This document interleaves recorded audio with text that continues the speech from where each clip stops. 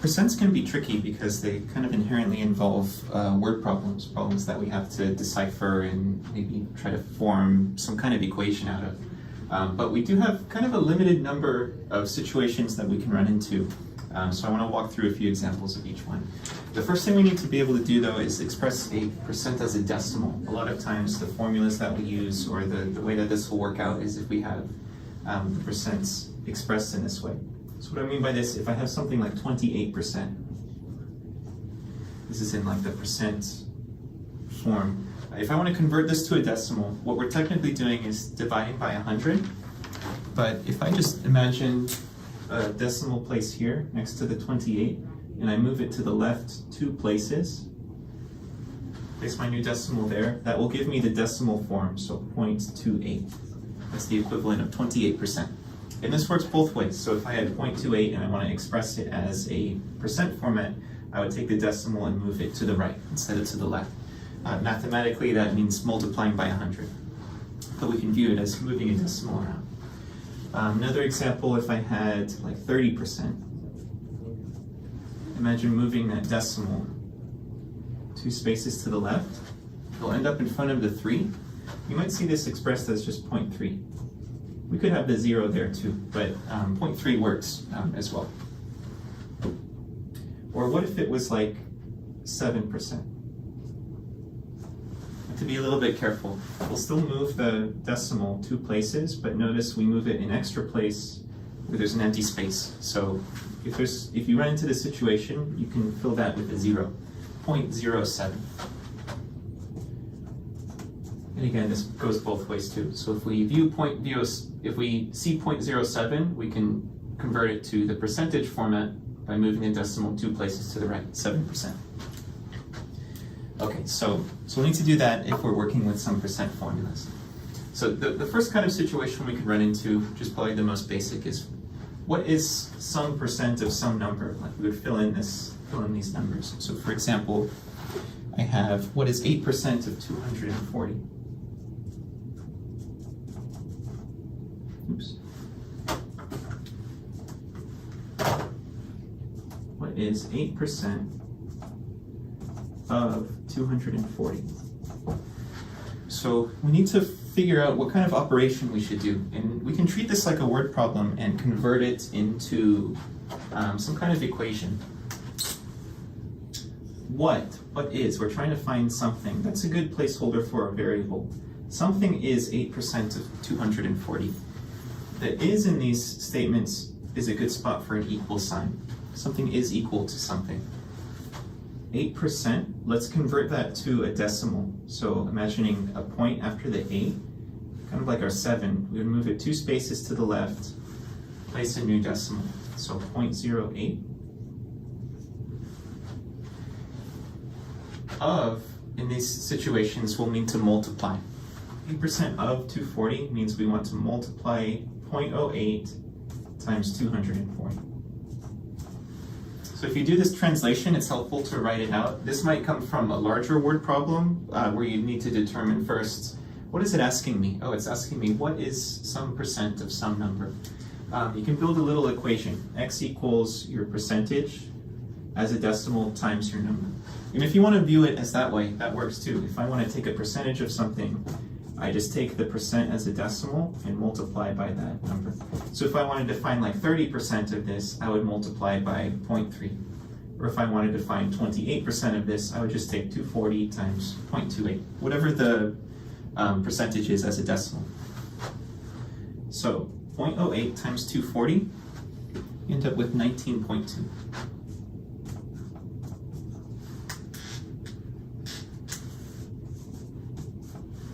So 19, we can return back to the original question. 19.2 is 8% of 240.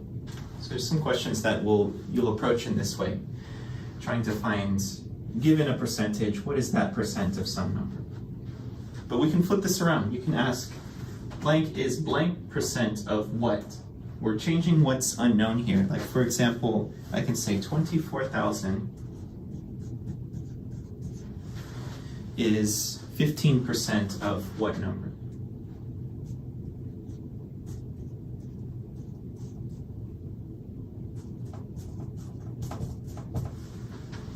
So let's translate this. This is actually coming from a word problem around the down payment for a home. They say that you put down $24,000 and this is a 15% down payment. So what is the actual cost of the home? So we've kind of condensed that down. 24,000 is 15% of what value? Well, let's translate this like we did the other one. 24,000, we still have that available to us, is like our equal sign. 24,000 is equal to 15% of what? Let's translate the 15% into a decimal, 0.15. Of is our multiplication. And now we need to make a placeholder here, times just x. Notice we're just changing what we had before. Now we know what the end result is. It's equal to 0.15 times some number. So we get a little equation in one variable. Let's solve this. Let's divide both sides. This is like 0.15 times x. Let's divide both sides by 0.15. So we're doing 24,000 divided by 0.15. That ends up giving me, let's see, 24,000 divided by 0.15. Yeah, I get 160,000. Shows up on the left side, but that's all right. So the original cost of the house was $160,000. Or we could say 24,000 is 15% of 160,000. So the situation of the problem will vary depending on your particular problem, but what I'm looking for is what kind of setup does it have? What is it asking me for? It's important to try to determine what the main question of the problem is. But we could flip it around a bit more. Let me see my example. This is, we can say, something is what percent of something. In this case, we're trying to find what the percentage is. So for example, I can say 24 is what percent of, let's say, 80.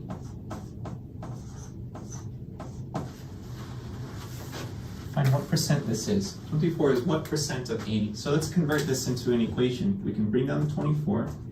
Is our equal sign. 24 equals what percent? Now this is our unknown, so I'll just say like x percent. That will be some decimal percentage of 80. Means we would multiply by 80. So again, a little equation in one variable, one step. Let's solve for x by dividing the 80 over. Divide by 80, divide by 80. So x equals 24 divided by 80. What will that give us? We can get it as a decimal because we're going to express it as a percentage. I get 0.3.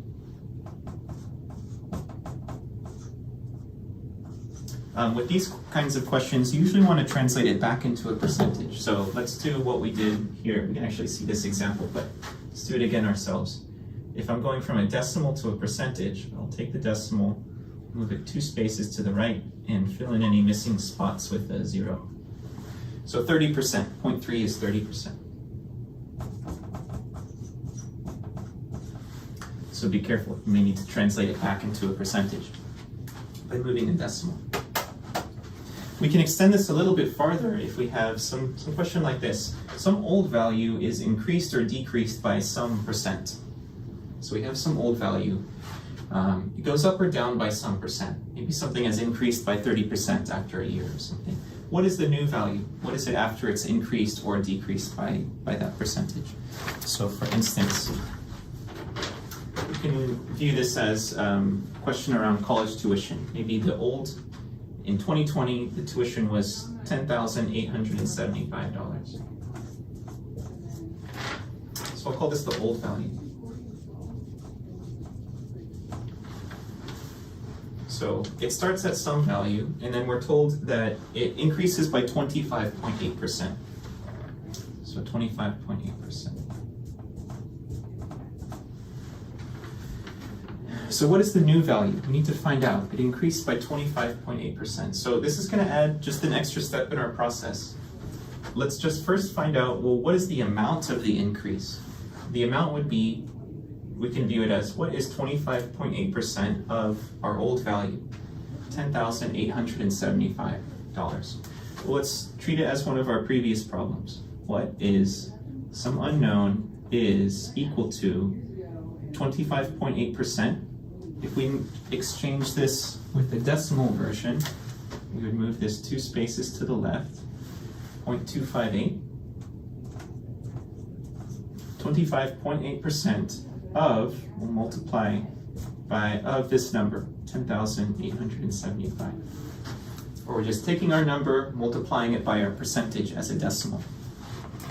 So let's see what that gives me. 10,875 times 0.258. I get $2,805.75. And I have to be careful. It's tempting to stop here. I feel like we've arrived at an answer, but we're trying to say, what is the new value? What is the new cost of tuition? It started at this amount. It increased by this percentage. We just found the amount that it increased. We can call this amount of increase.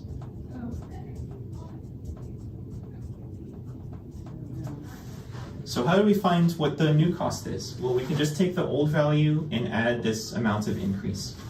It should be 10,875 plus 2,805.75 cents. So that gives me 13,680.75. So this was our old value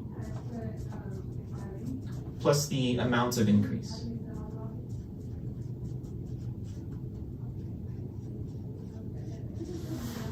If this was a decrease problem, if they decided to decrease tuition, that would be good news for everyone. We would still find this percentage. We would just subtract instead of add. I would take my original value and subtract. I would call this the amount of decrease in that case. So let's all hope they decide to decrease college tuition. Okay, the last kind of question we can run into is the percent increase and decrease. We knew how much it increased or decreased in the last example. But let's say we want to find this percent, and we know some new and old value. The price has changed, but what's the percent of change, the percent of increase and decrease? We have a little formula for this. Say that percent increase or decrease equals whatever the new value is minus the old value divided by the old value. Let's try to use this in an example. Let's say the old value is 71.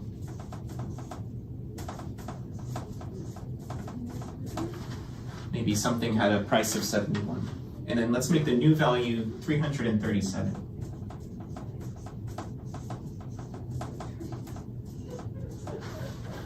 Maybe you purchased something for $71 at one point in time, and time has gone by and the value has increased to 337, a large increase. What's the percent increase? How much as a percent of the old value did it increase? So let's just plug into this formula. Our percent, in this case, it would be a percent increase because we're going up. So percent increase should be my new value, which is 337, minus my old value, 71, divided by the old value. So what does this give me? 337 minus 71, I get 266 over 71. If we divide these two, I get 3.476. So I have to be careful. This gives me a percentage as a decimal. This kind of looks like already a decimal percentage, but we have to interpret this. This is as a decimal. Let's re-express it as a percentage, because that's probably what your questions will require of you. So if I go from decimal to percentage, I'll take my decimal, move it 2 spaces to the right. So this is telling me it's actually 347.6% increase.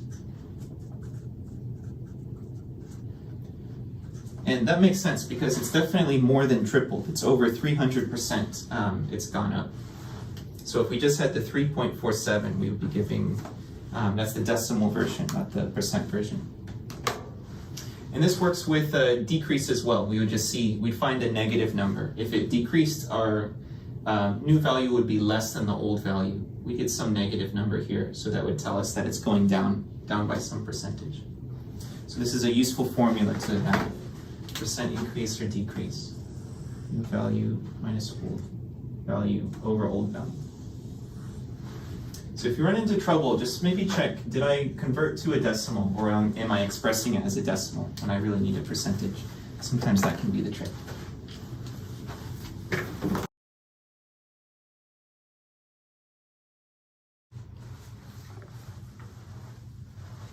So when we're solving problems with tax and interest, what we're really solving beneath the surface of all of this is problems about percentages.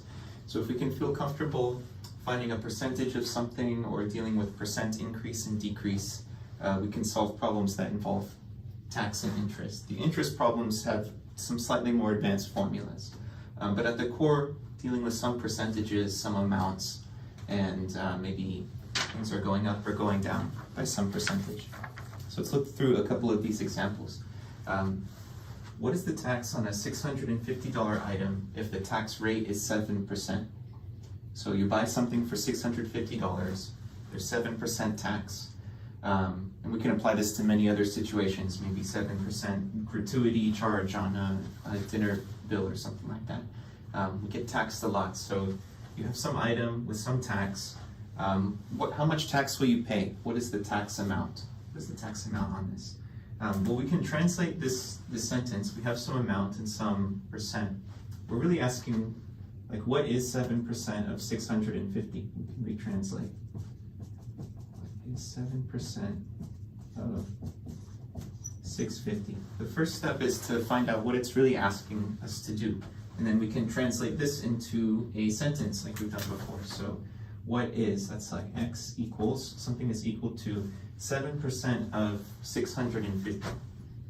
And we have to turn this into a percentage as a decimal. So I'll imagine moving my decimal point 2 spaces over, adding a 0.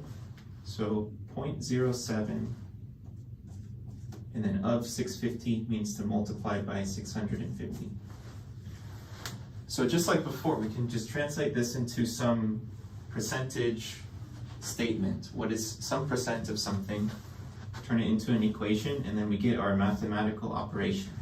0.07 times 650, I get 45.5.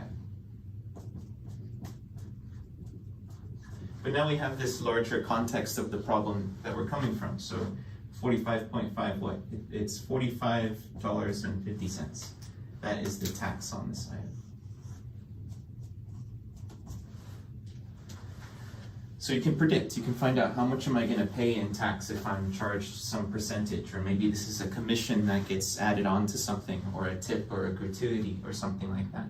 It can look like a small number, 7%, but for larger amounts, it adds up quickly. Okay, so let's look at 26. What is the total price of a $596 item with 8.5% tax? It seems like it's the same as the last problem, but they're asking what is the total price, like the final price after tax. So we're really just taking our previous question one step farther. And we can also view this as a percent increase decrease question. We have a percent increase in the sense of 8.5% of 596, and then we have some final amount. So we can first ask, well, what is 8.5% of 596? So let's build our equation. Maybe we can jump straight to building our equation this time. Some amount, what is equal to 8.5%? Imagine moving the decimal again, 0.085, 8.5%. This is where you should be super careful because it's easy to maybe forget to move the decimal or only move it one spot, move it in the wrong direction. So 8.5% of 596. We can find out how much the tax is and then just add it to our original amount. So 0.085 times 596, I get 50.66. And I have to be careful not to stop here. This is like where we got with our last one. This is our tax amount.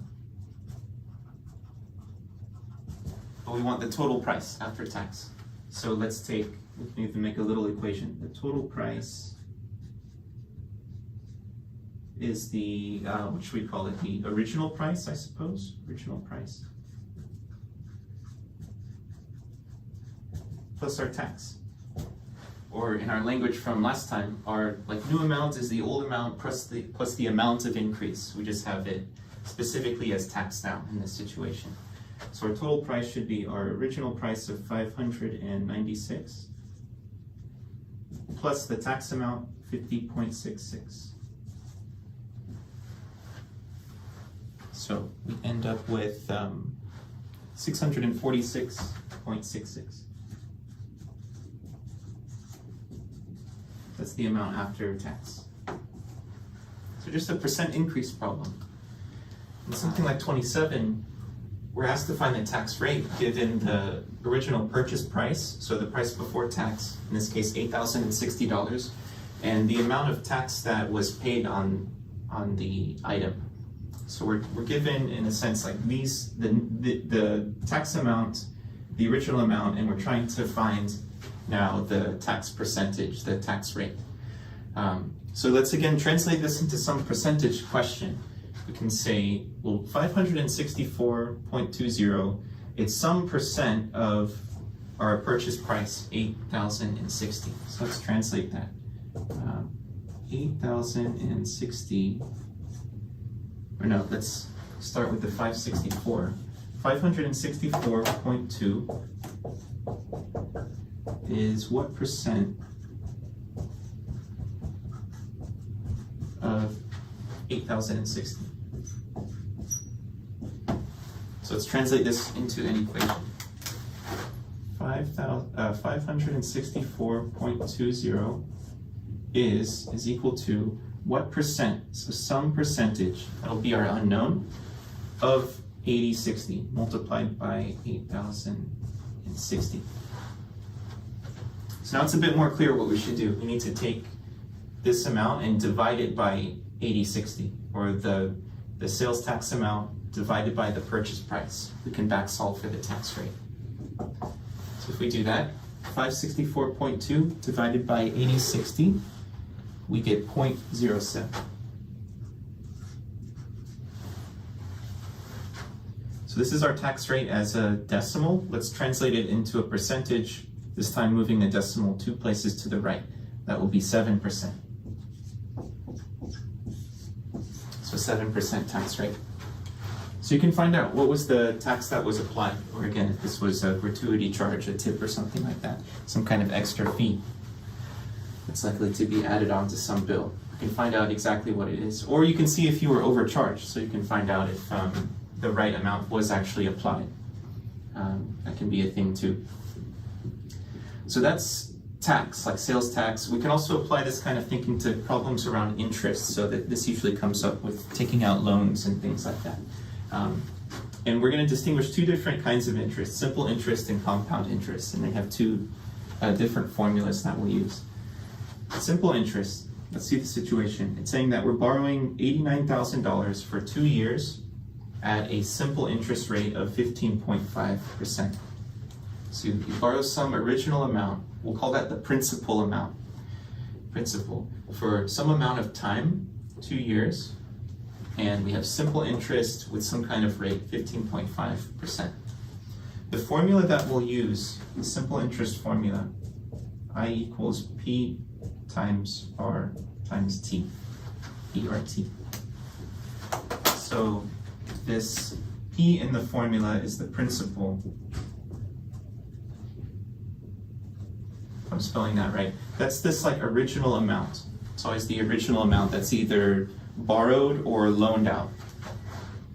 This R is our rate, interest rate, as a decimal. So just like before, when we use a percentage, we'll convert it to a decimal first. So that applies here too. And then this T is our time in years, so number of years. So let's try to think about what this means. We're taking some percentage of some original amount and then multiplying it by however many number of years we've taken it out. So it's saying we're going to pay back in interest 15.5% of our $89,000 each year that we have it taken out. So that's why we're going to multiply it by 2. So it's good to start by remembering the formula and then labeling out what we have in our problem. Like for us, the p-value will be 89,000. Our rate is 15.5%, but as a decimal, that would be 0.155. Taking the decimal, moving it 2 places to the left.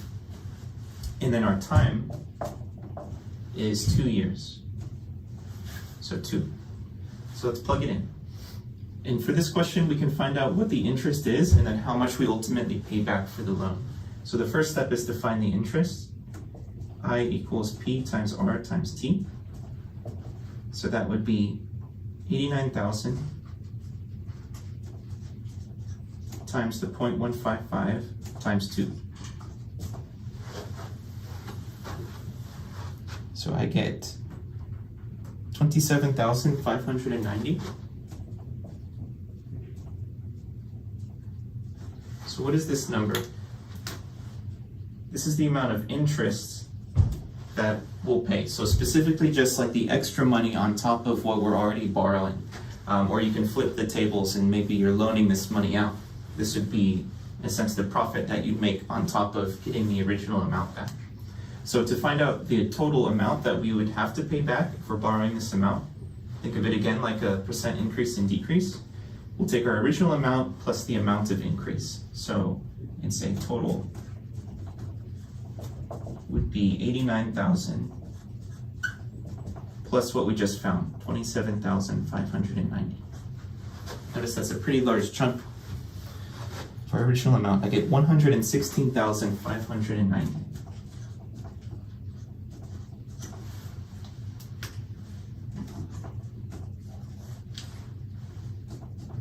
So we borrowed 89,000 and paid back over 100,000. And that's a simple interest rate. Usually the rates are more complex. Yeah, if you ever want to see something interesting, look at the amount of interest paid on a mortgage for a home, a large sum borrowed. The amount of pure interest will be surprising. 41 is compound interest. So simple interest uses this formula. And the question should give you some indication. It's a simple interest rate. It should give you an indication of questions that involve compound interest require a formula that's a little bit more complex. Let's take a look at it first. A equals P times 1 plus R over N to the power of N times T. So a little more complicated, and let's look at each of these terms. So for the compound interest formula, what you find in the end is the total amount. So like what we found at the end of this last question, the total amount like plus the interest. It doesn't give you just the interest that is accumulated. So that's one initial key difference between these two formulas. This gives you the interest, this is the total amount. They share some common terms. This is the principal again, so some initial amount, principal.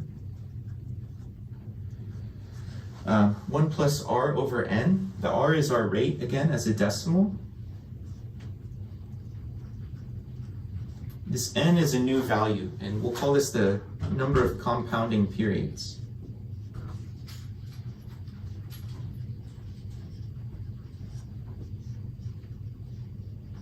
Or the number of times it compounds per year. In this question that we'll look at, we're told that it's compounded semi-annually. If it was annually, annually means once per year. So in that case, the N value would be 1. Semi-annually, that means 2. Semi means 2 in this case. So this N value will be 2 for us. We could be told that it compounds quarterly. That would be 4 times per year. So look for that kind of language, annually, semi-annually, quarterly. That will tell you what this value will be. And notice there it shows up 2 times in the formula, here in this division, and then also here in the exponent. And then this T value is our time in years. A bit more complicated of a formula. So we just have to be careful and plug our terms in carefully. So let's label what we have. We're told an initial borrowed amount of $6,550. So that's our principal. That's our value of P.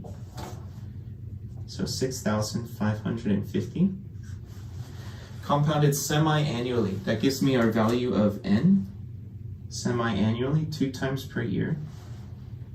at a rate of 16%. So our R value is 16%, but as a decimal, 0.16. Moving the decimal 2 places to the left. And then our time is for 16 years, so t equals 16. And let's find out what our total amount is at the end. Total amount paid back. So if we plug this in, I get A equals, our p-value is 6,550 times 1 plus r over n. So 0.16 divided by 2 to the power of n times t, so 2 times 16.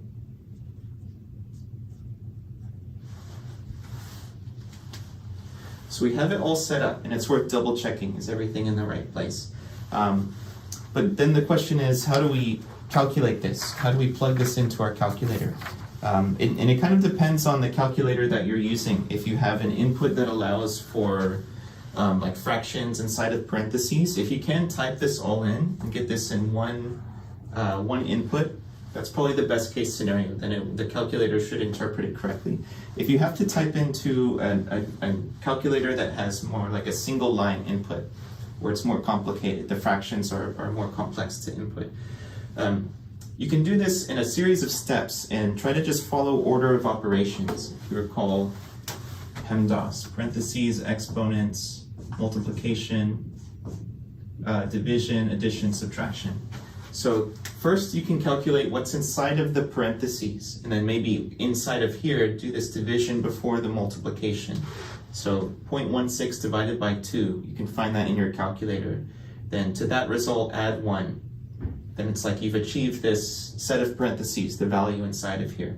But what should we do next? Should we multiply it by the 6,550? Sorry, I lost my 0 there. Or should we raise it to the exponent? Well, we should do exponents before the multiplication, so we can return back to order of operations. So to this exponent of, that would be 32, 16 times 2, get some result and then multiply that result by 6,550. So it almost kind of feels like we're doing it from the inside out, or from right to left in a way, because you want to go into the parentheses and then keep applying order of operations. But if you can get this all typed in one input on a calculator, then that would be good too. So you should get 76,877.89. So if you get something else, it's worth just practicing typing this into a calculator. So if you get something else, you can try. Did I follow order of operations? Are all the right numbers plugged in? Did I turn the percentage into a decimal format? Those are usually the first things I would look for if something goes wrong. But yeah, let's think back to percentage questions, if we can turn it into some kind of percentage statement. And then if it involves interest, are we using the correct formula? Is it simple interest or compound interest? And have we plugged everything in correctly?